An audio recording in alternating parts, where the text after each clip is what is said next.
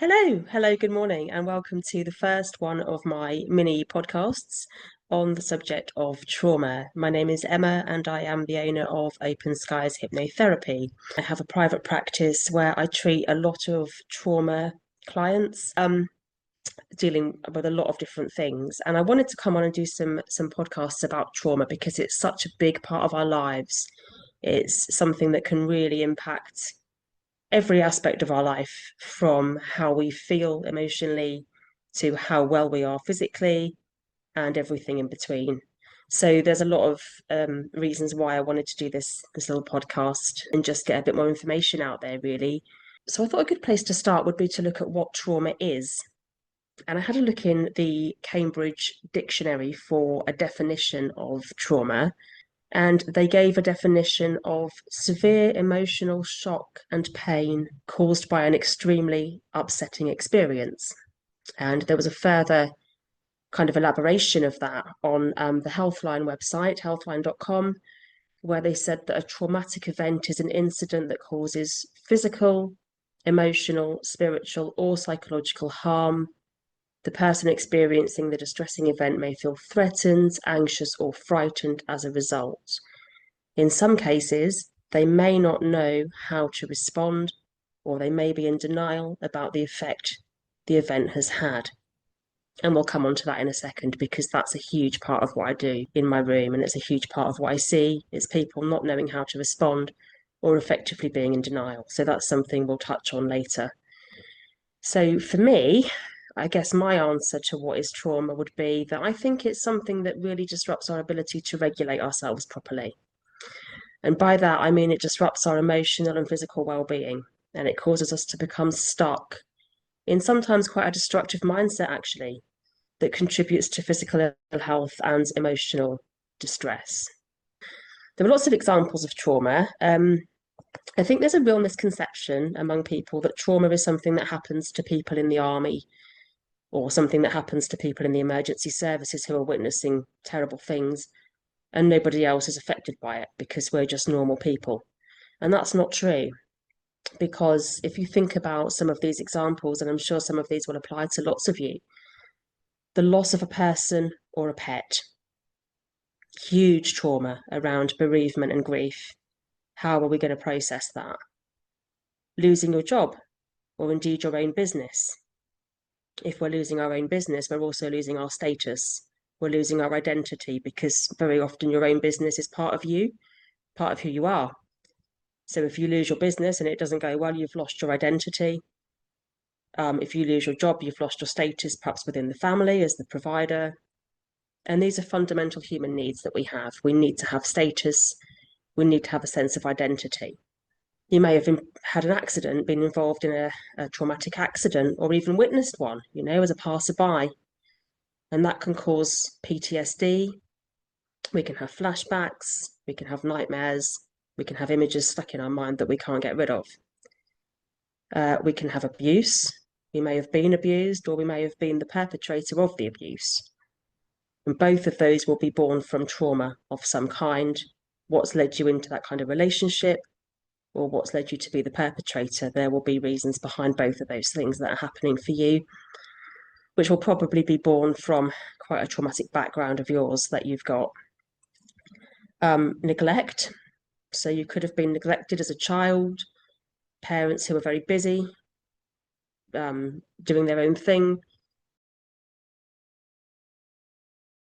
leaving you to your own devices, the latchkey children who come home from school on their own to an empty home, free to kind of go off the rails, do whatever you like, which you think is great, but actually, where's the guidance? There's no guidance in that situation.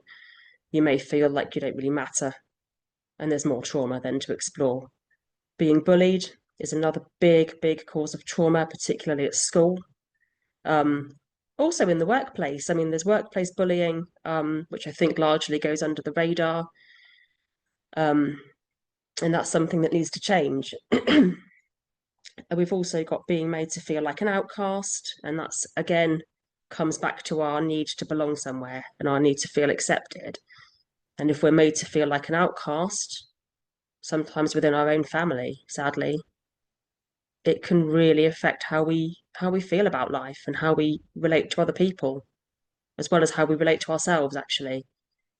Absent parents, if you've grown up in a single parent home, or you've had one of your parents who's made it quite clear that they don't want a relationship with you and they've gone off, that can have a real impact on your sense of identity and self-worth and who you are in the world, where do you fit. A sense of having to adapt and not be yourself.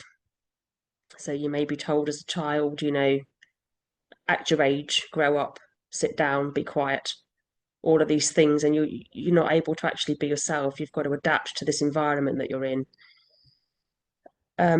Physical health conditions, again, can cause trauma for many people if they're battling chronic illnesses, where they feel that they're always unwell and they're struggling with how they feel physically. That can cause mental trauma.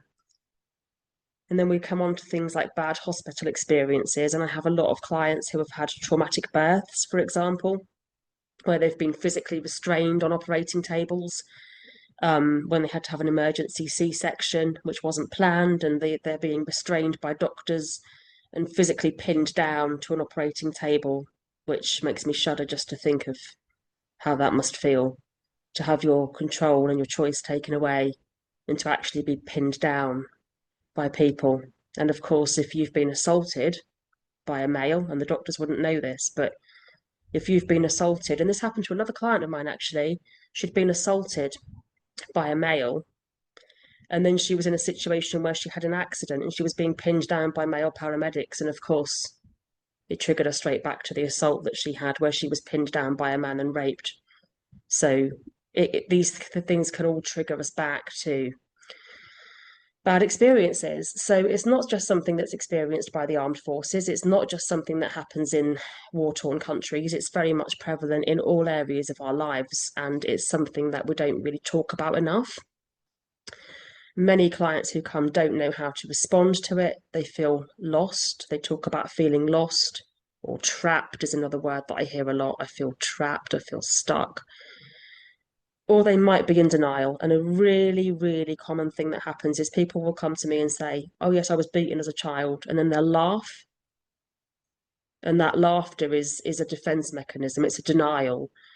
It's basically they're saying they don't want to go there. They don't want their child part to come out, and they don't want to examine what that actually meant and what that felt like to be beaten as a child. So they've kind of sent their child part into exile almost. They've put it over here somewhere out of the way, and they're not going to allow their child part to speak.